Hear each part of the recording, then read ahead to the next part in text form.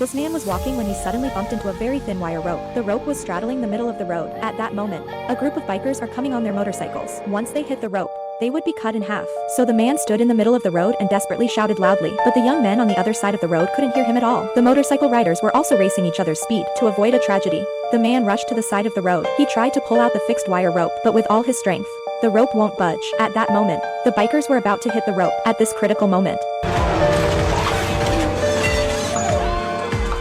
the man saves the young men, but just as he was about to relieve his emotions, he realized that the group had suddenly stopped the car. It turned out that the leader of the group had received a mysterious phone call. The caller asked them to perform a faster race. Whoever comes in first will get $5 million. So the young men turned the car around excitedly. While the men are confused, a masked man suddenly appears in the jungle. The masked man pulls a very thin wire rope again. The man senses something is wrong. He then desperately rushed towards the masked man and shouted to him to stop. But the masked man didn't listen to him and left in a hurry. At this moment, the young man who was racing had no idea of the danger he was in. The man shouted to the motorcyclists on the other side of the road. He hoped that the youngsters would notice the wire rope in front of them, but they were so immersed in the excitement of winning the prize that they couldn't care less about the kind man's warning. As a result, tragedy struck.